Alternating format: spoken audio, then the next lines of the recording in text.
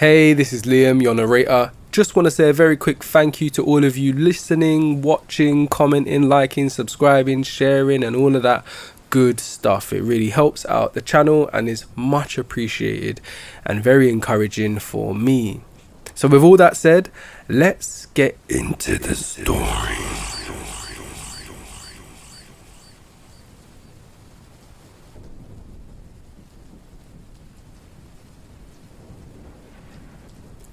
Ever since that fateful night, I've developed a newfound aversion to dining out.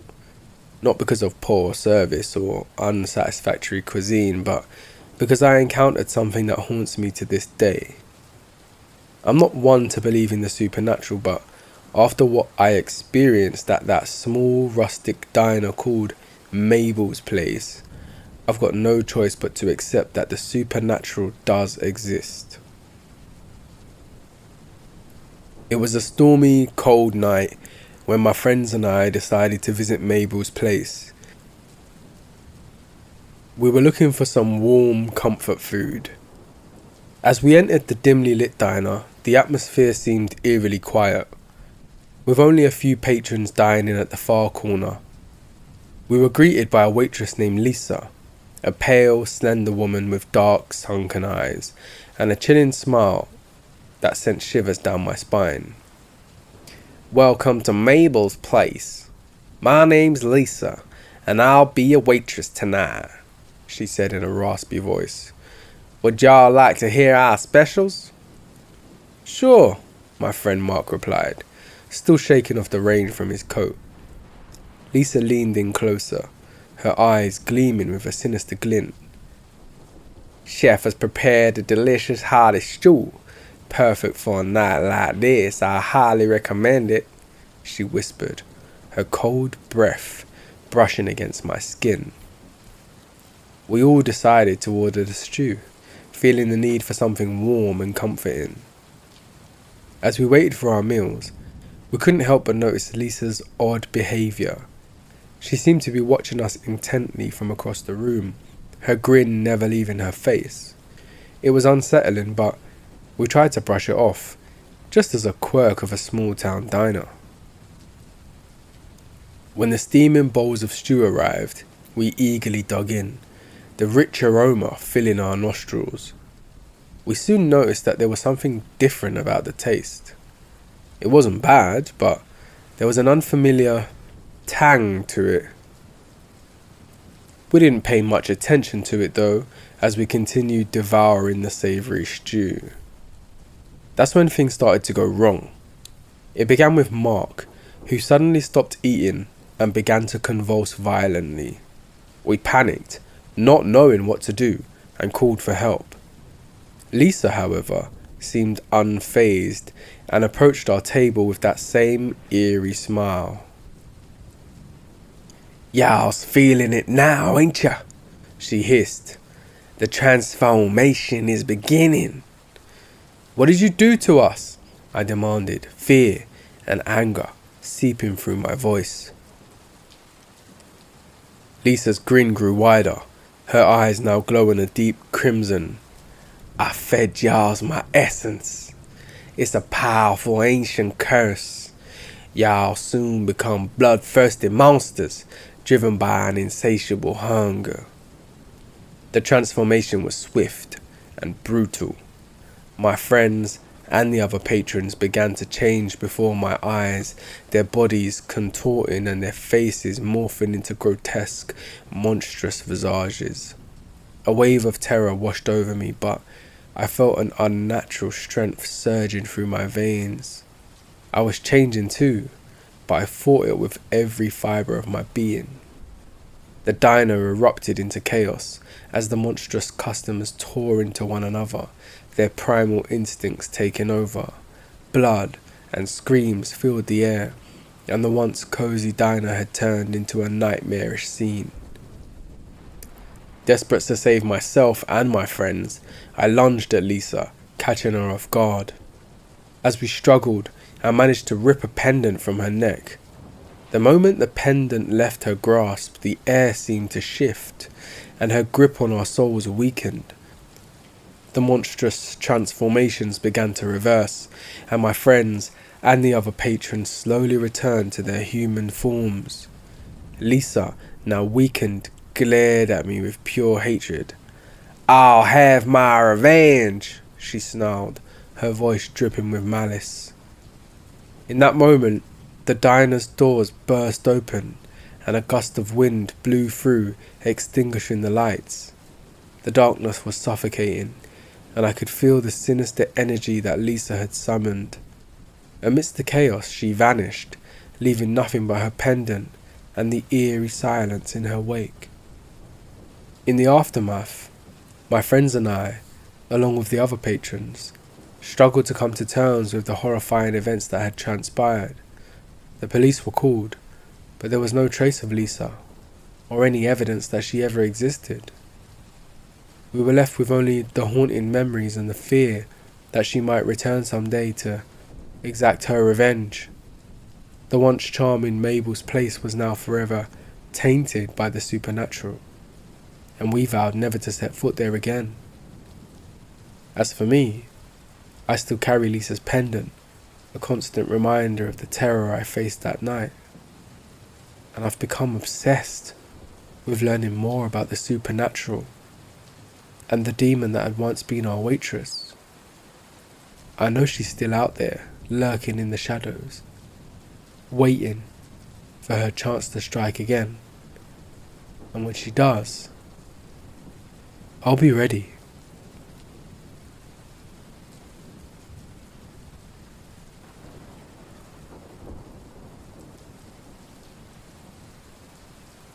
The Dead Man's Inn, a small and atmospheric pub tucked away in the coastal town of Whitby, North Yorkshire, had been a popular watering hole for centuries.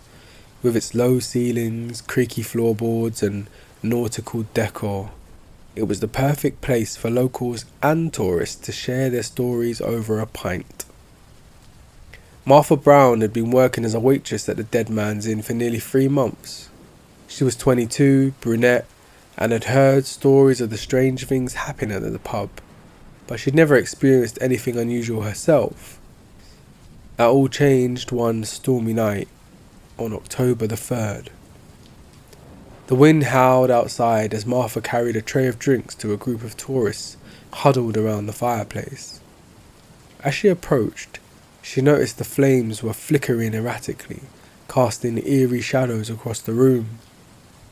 She set the drinks down and tried to ignore the strange feeling creeping up her spine.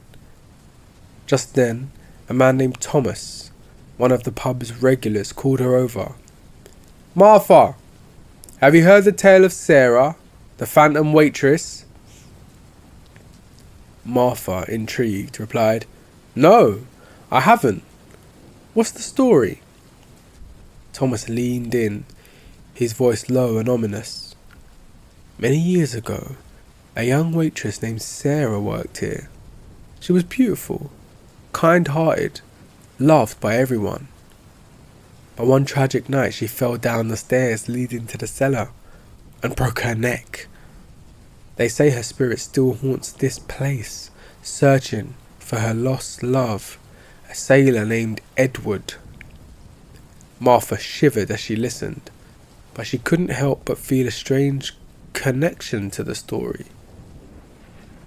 The rest of the night passed uneventfully, but the tale of the phantom waitress lingered in her thoughts. The following evening, Martha arrived at work to find the pub eerily quiet. The storm had worsened, and the rain lashed against the windows. As she began her shift, she felt an inexplicable chill in the air, and the atmosphere felt heavy with sorrow. As the night wore on, strange things began to happen. The lights flickered and dimmed, and the faint sound of a woman sobbing echoed through the empty rooms. Martha's unease grew, but she tried to brush it off as her imagination running wild. Then, just before closing time, Martha saw her, a figure dressed in an old-fashioned waitress uniform, her face pale and her eyes filled with an eternal sadness. She glided past the bar and disappeared through the door leading to the cellar.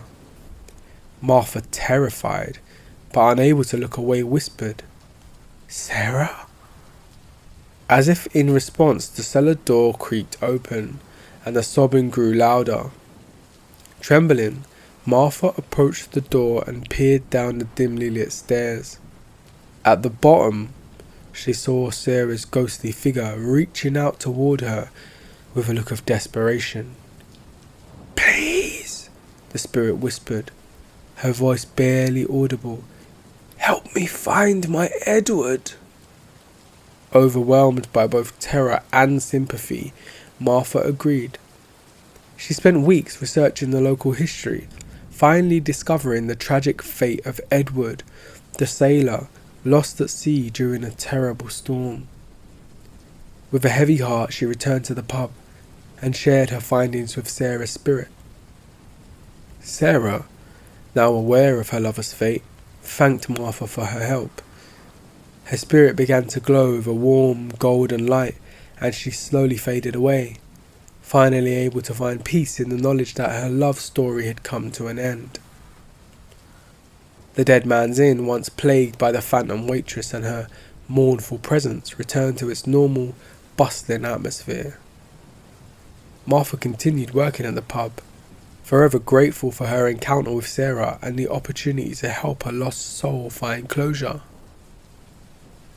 Although Sarah's spirit had departed, her story lived on, serving as a reminder of the power of love, loss, and the unbreakable bond between souls. Martha would often share the tale with patrons, recounting the terror, the phantasm, and the supernatural events that had led her to help a restless spirit find peace in death. And as she did, the memory of Sarah and Edward's love story would continue to touch the hearts of all of those who dared to enter the Dead Man's Inn, a testament to the enduring power of the human spirit.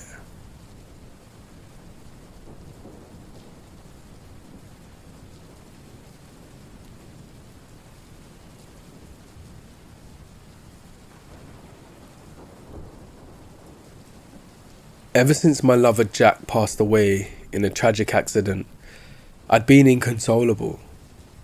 I worked as a waitress in a small coffee shop named A Cup of Comfort, but the warmth it once brought me had long since vanished. I found myself drifting through life, the pain of Jack's absence consuming me. One stormy evening, as the clock neared midnight, a mysterious old hag entered the shop. She was dressed in tattered, dirty clothes and carried a heavy wooden staff. Her eyes, piercing and unsettling, seemed to see straight through me. Instinctively, I felt a shiver run down my spine. "Good evening, dear," she rasped as she took a seat at the counter. "I've come with an offer I think you'll find interesting." I looked at her skeptically, but decided to play along. "And what offer might that be then?" She leaned in closer, her breath reeking of decay. "I can bring your lover back to you, but at a price, of course." Desperate and curious, I asked, "What's the price?" "At midnight, every night, you'll turn into an old hag, much like myself. It will only last until sunrise, but it's the price you must pay." Fueled by my grief and longing for Jack, I agreed to the deal. The old hag muttered an incantation under her breath, and a surge of energy coursed through my body. She then vanished as suddenly as she had appeared. The following day, I awoke to the sound of Jake's voice. I couldn't believe my eyes. He was standing there, alive and well. Overwhelmed with joy, I embraced him, feeling complete once more. But as the day wore on, the impending midnight weighed heavily on my mind. And as the clock struck 12, my transformation begun. My skin wrinkled, my hair turned brittle and grey, and my body hunched over in pain. I was now the old hag, filled with rage and terror. Jack, horrified at the sight of me, tried to console me, but my newfound anger and bitterness were uncontrollable. I lashed out and shattered anything within my reach. The cycle continued, each night turning me into a monster, driven by rage and fear. My once cherished relationship with Jack grew strained as he struggled to cope with my nightly transformations. He had become a prisoner to the curse that I had brought upon us. Desperate to break the cycle, I sought out the old hag who had cursed me. She finally appeared one night, her sinister grin widening as she saw the carnage I had wrought with my rage. "Please," I begged, "undo this curse. I cannot bear this torment any longer."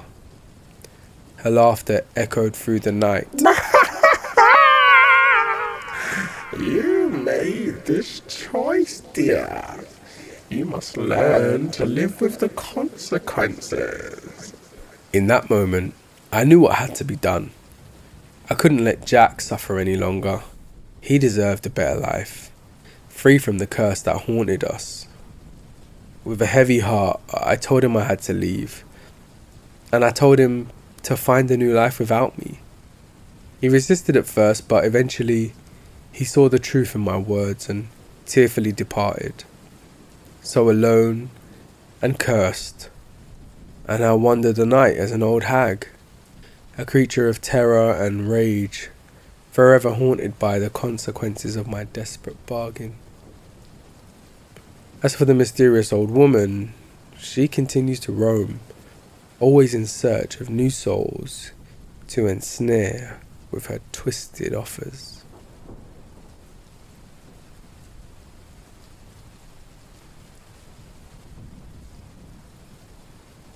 It was a typical Saturday night at Crowleys pub in Kilkenny, Ireland. The place was bustling with laughter, conversation, and the clinking of glasses. As a waitress named Molly O'Reilly navigated the crowded room with a tray of drinks, she felt a sudden shiver and chill. Unbeknownst to her, this would be the beginning of a night she would never forget. Molly, a 24-year-old redhead with a fiery spirit, had been working at Crowleys for almost 2 years. Known for its 150-year-old architecture and a reputation for being haunted, the pub was a favourite among locals and tourists alike. As Molly approached table 13, she noticed the guests looking uneasy. "What's wrong, folks?" Molly asked, placing the drinks on the table. The older gentleman named Patrick Cleary replied, "I don't know how to explain it, Molly, but we've all been feeling this presence." Molly, slightly amused, replied, "Ah, must be the old man Crowley. He's been hanging around here for years. Don't worry, he's harmless." And she walked away, thinking the whole thing was a bit of a joke. As the night went on, Molly started to notice strange occurrences around the pub. A glass flew off a shelf and shattered. Unexplained gusts of cold air swept through the room, and the jukebox started playing eerie tunes from the 1800s on its own. Patrons began to whisper about the ghostly happenings, and unease started to spread. Molly, now visibly shaken, took a moment to gather herself in the kitchen. As she did, the door suddenly slammed shut, trapping her inside. She pounded on the door, calling out for help, but it wouldn't budge. The room was suffocatingly cold and the lights began to flicker. Molly, terrified, began to sob. Just then, the doors burst open and the pub owner, Seamus Crowley, stepped inside. "Molly, are you all right?" he asked, concerned. Molly, shivering and in tears, replied, "I don't know what's happening, Seamus. I thought the ghost stories were just legends, but now I'm not so sure." Seamus, a firm believer in the supernatural, took Molly's hand and led her back into the pub. "I've been sensing that something was different tonight," he said. "I think old man Crowley's trying to tell us something." Together, they decided to try and communicate with the spirit. They gathered the patrons around the bar, and Seamus began to speak. "Old man Crowley, we know you're here. Tell us what you want." The room was silent, and the temperature dropped even further. Suddenly, the jukebox played a song that stopped everyone in their tracks. It was a mournful ballad about lost love, and as the last notes faded away, a message appeared on the dusty mirror behind the bar. "Forgive me, my love. I'm sorry." The room was filled with a mix of terror and sadness as the message appeared. Seamus, visibly moved, shared the story of old man Crowley's tragic past. He had lost his wife many years ago in a terrible accident, and it was said that his spirit remained in the pub, tormented by his guilt. With a newfound understanding of the spirit, the patrons at Crowley's pub raised their glasses in a toast to old man Crowley, offering their forgiveness and support. The chill in the air lifted, the atmosphere lightened, and the supernatural occurrences ceased for the night. As the pub closed and the last patrons left, Molly and Seamus stayed behind to clean up. The once frightening experience had turned into a moment of shared understanding and compassion for the ghost that had haunted Crowley's pub. From that night on, the ghostly occurrences lessened, and when they did happen, the staff and patrons alike would simply offer a kind word or toast to old man Crowley. The haunting at the pub became a local legend, drawing even more curious visitors to the establishment. Molly, now a seasoned waitress with her own ghost story to tell, would share the tale with a mix of suspense, fear, and ultimately sympathy for the tormented spirit who finally had found forgiveness. As for old man Crowley, it seemed that he'd finally found some semblance of peace within the walls of his beloved pub. Though his presence could still be felt on occasion, it was no longer tinged with the sorrow and regret that had once plagued him. Instead, it became a testament to the power of understanding, forgiveness, and the bonds that can form between the living and the dead.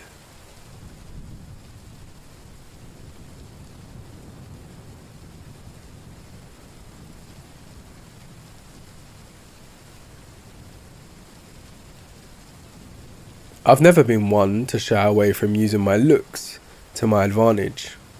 As a waitress at the sultry, dimly lit bar, the Scarlet Knight, I knew just how to play the game.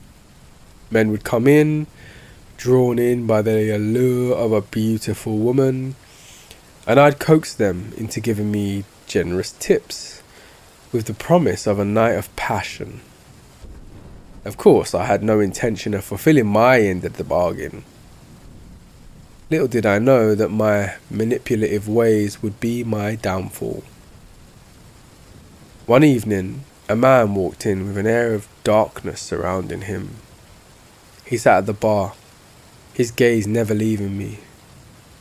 Intrigued and sensing an opportunity, I approached him with my usual seductive charm. "What can I get you tonight?" I asked, my voice dripping with allure. He smirked and replied, "Just a drink for now, but perhaps there's something more you can offer later."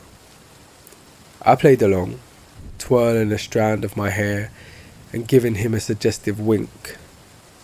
"Perhaps there is," I whispered.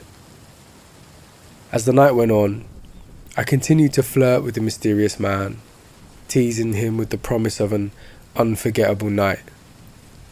He showered me with tips, and I felt a thrill in having him wrapped around my finger.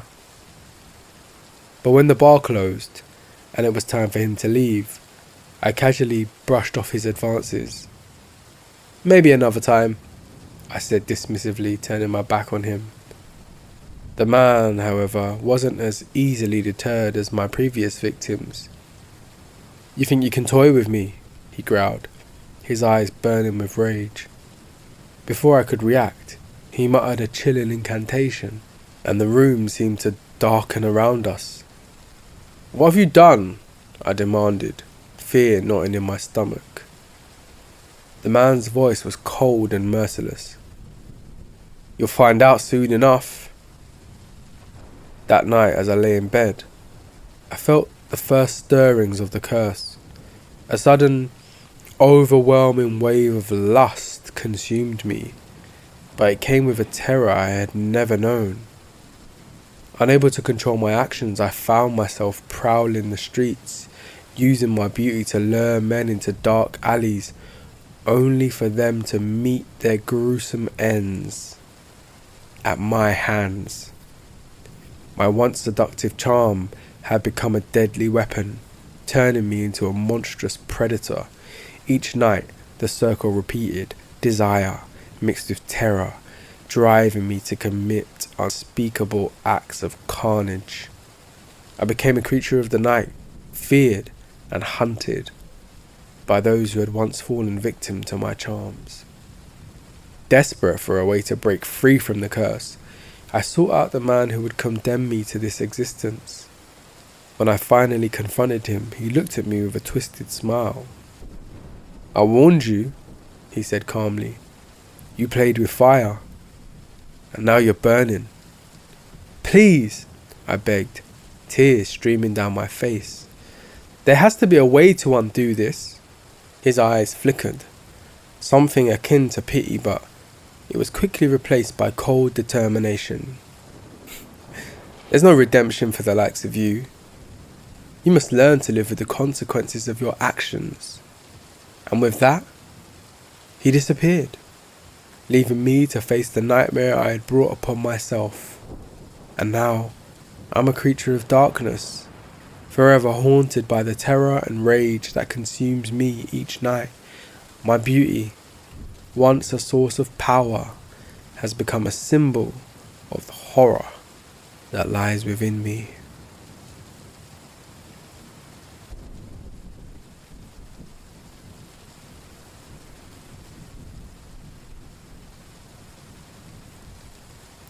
Hey, it's Liam again.